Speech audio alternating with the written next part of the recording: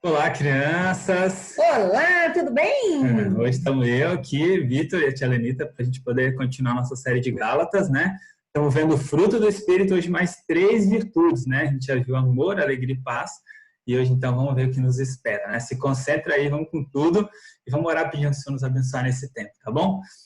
Senhor, nós te agradecemos muito, Pai, porque nós podemos estudar, conhecer da Tua palavra, mesmo que nesse tempo de isolamento, né? Que a gente tem que ficar em casa, mas que a gente pode aprender aqui do Senhor online também, Senhor. Muito obrigado, que o Senhor nos abençoe, para que a gente possa entender toda a Tua palavra, tudo que o Senhor quer nos ensinar hoje, que o Senhor também aplique nas nossas vidas, para que a gente também possa colocar tudo isso em prática, Senhor. Nossa oração, em nome de Jesus.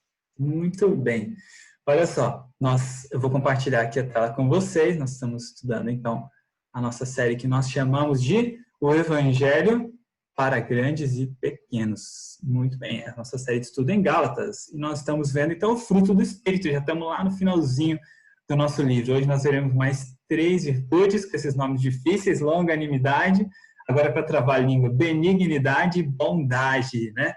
Veremos hoje, então, dois comigo, um com a tia Lenita no final. Olha só. Para a gente relembrar aqui, o apóstolo Paulo, estava escrevendo aquela carta para o pessoal da Galácia, os Gálatas, né? Ele estava escrevendo muito sério, porque chegou uma galera lá chamada de judaizantes, que estava dizendo que o pessoal daquela igreja eles tinham que obedecer várias regras, o calendário judaico e outras coisas para só assim serem salvos, né? E o apóstolo Paulo, então, ele está muito sério com isso, porque mexeram com o evangelho e com as suas ovelhas, né? Com a igreja de Cristo.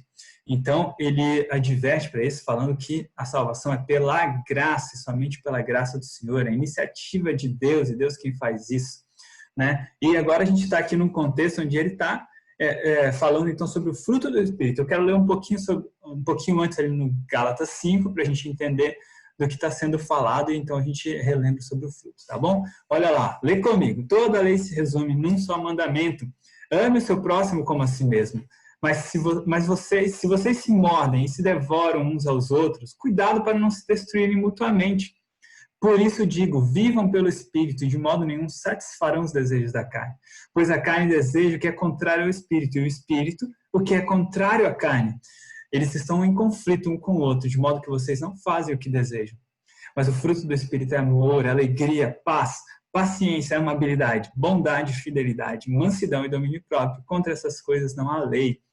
Muito bem, vocês lembram lá, eles estavam querendo obedecer aquelas várias coisas para então serem salvos. E Paulo está ensinando eles, vocês querem obedecer a lei? Então, a lei se resume num só mandamento: ame seu próximo como a si mesmo, né? E a obediência da lei não é com a finalidade de sermos salvos por meio dela, né? Mas de glorificar o nosso Deus, né? Então, olha só que importante, ele dá esse destaque para que a gente tome cuidado com os nossos relacionamentos, com os nossos irmãos, com os nossos amigos da nossa igreja, para que a gente não, olha como ele fala, para que a gente não se morda e se devore uns aos outros, né? A gente deve viver em união. E olha só o que mais ele diz: vivam pelo Espírito, e de modo nenhum satisfarão os desejos da carne. Isso é uma promessa linda para nós, né, crianças? Para que a gente viva pelo Espírito, né?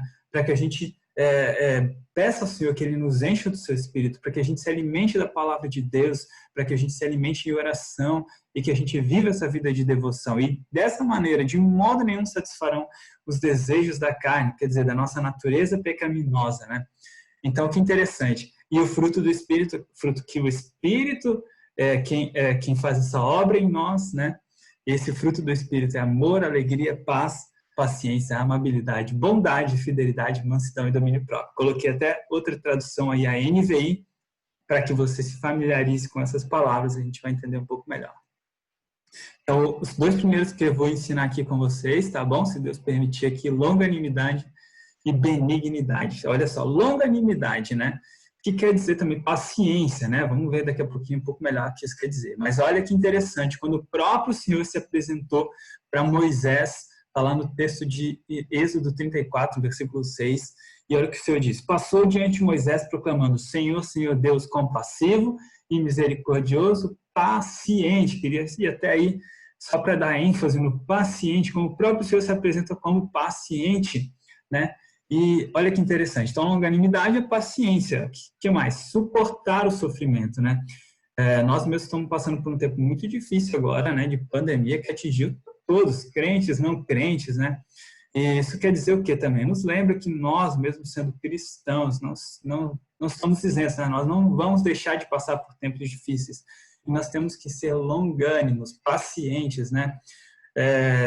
Para passar por esses tempos complicados, difíceis, de sofrimento também, que nós haveremos de passar por esses tempos, né? Que o Senhor nos dá forças para passar por isso, né? O que mais também que quer dizer essa longanimidade? Tolerar os outros, né? O que quer dizer tolerar os outros? Quer dizer se afastar dos outros? De modo algum, né? Seria muito fácil assim, né? A gente fica às vezes chateado com alguém nos ofende, o que a gente faz? Se afasta e assim a gente consegue tolerar aquela pessoa? Não, não é isso que a palavra de Deus quer nos ensinar com ser longânimos, né? Com ser paciente, mas sim é algo custoso mesmo para nós, é algo que tem um preço a ser pago, né? A gente tem que tolerar as pessoas, a gente tem que amá-las, né? Mesmo que nós sejamos ofendidos por ela. Agora, olha que interessante, né? Jesus morreu para que nós fôssemos perdoados. Sim, é verdade, você tem ouvido isso até agora, né? Mas também para que fôssemos perdoadores. Olha que interessante, criança. Então, a gente tem que colocar em prática essas coisas que nós temos aprendido e essas virtudes do fruto do Espírito, né? Nós temos que ser pacientes na nossa casa, na nossa escola, no nosso convívio de igreja. Nós temos que amar e tolerar os outros, nos relacionarmos, né? Nós temos que passar por esses tempos difíceis também, sendo pacientes, né? E nós temos que perdoar, né? Para isso também Jesus morreu por nós. Olha só.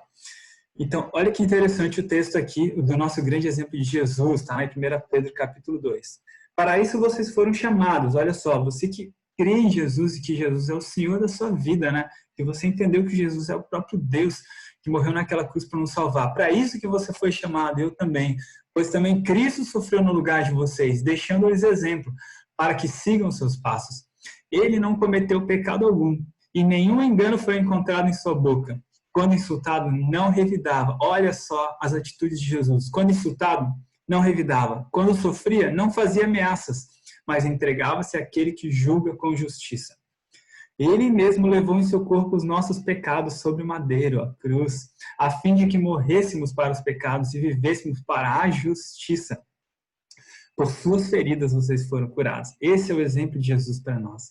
Que paciente, que longânimo, né? Então, olha só. E o próximo aqui, benignidade, né? Nome que trava a nossa língua aí, a benignidade.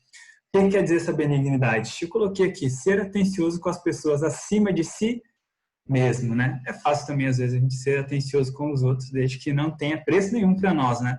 Desde que isso seja algo muito fácil de se fazer.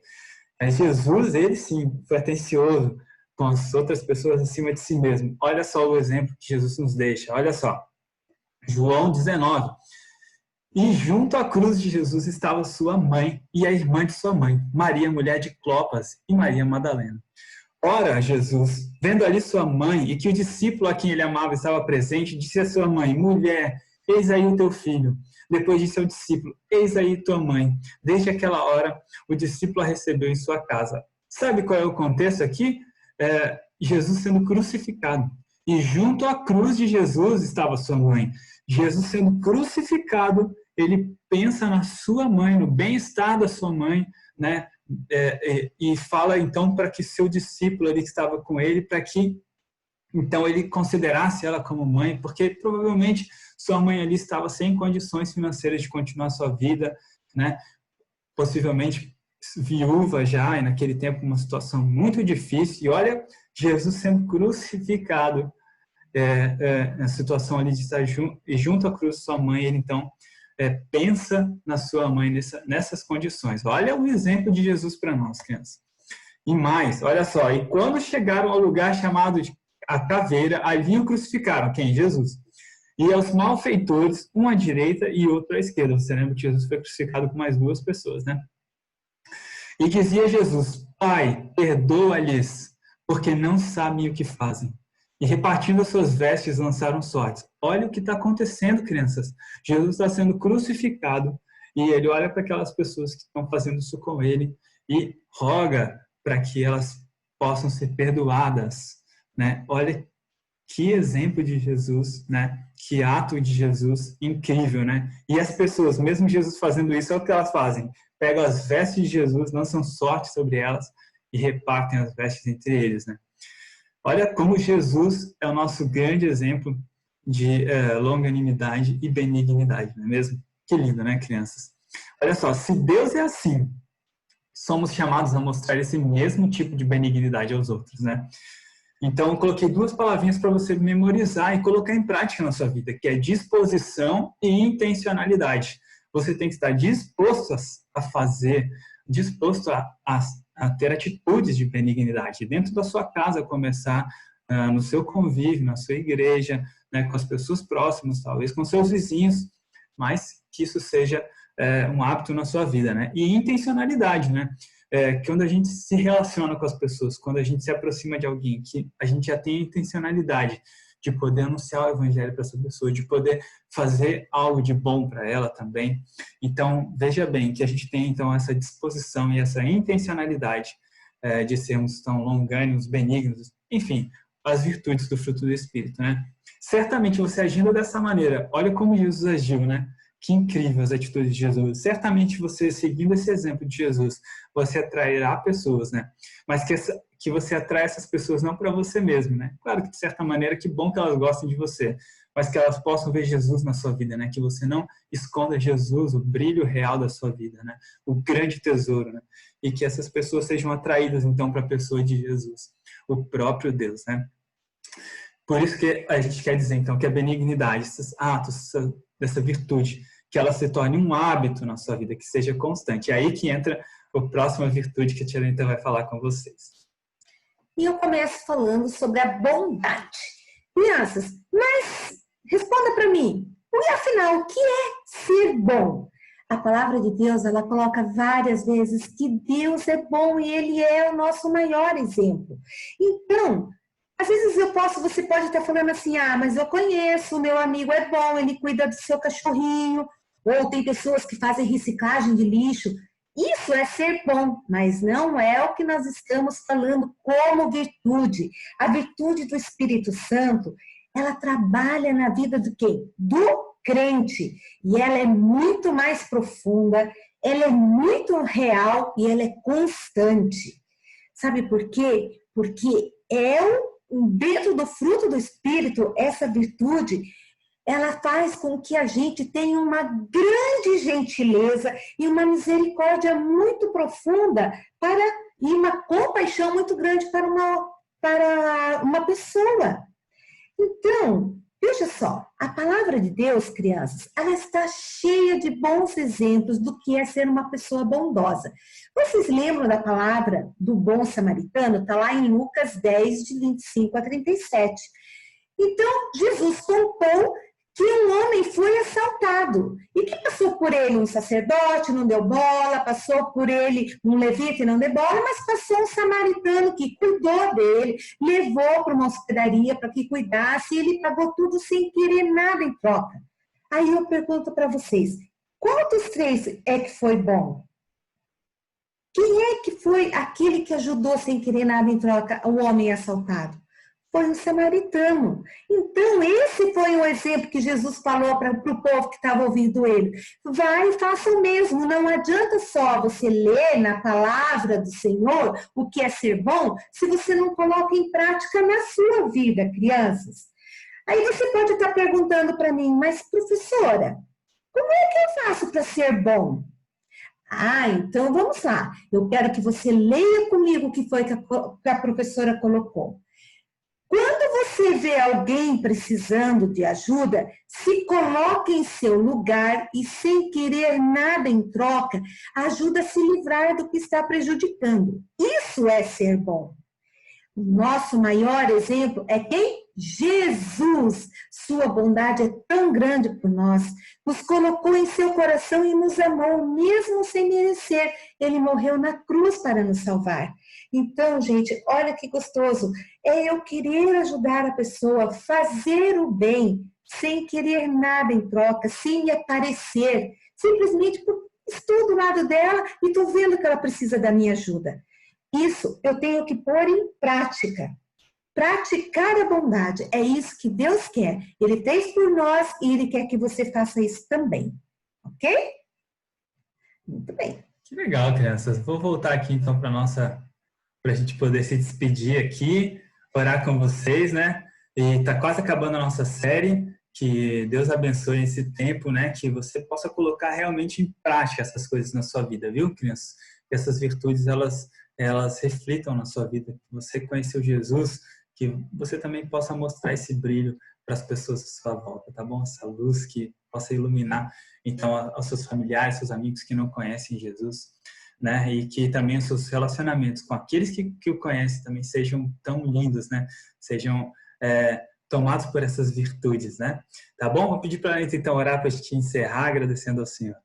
Isso mesmo. E antes de orar, eu quero falar para vocês, passam lá a tarefa, tem tarefa para vocês, tá bom? Baixa lá e faça com carinho. Vamos orar então. Paizinho, muito obrigada, Pai, porque mais uma vez aprendemos o que é ser bom, o que é ser benigno, o que é ter paciência.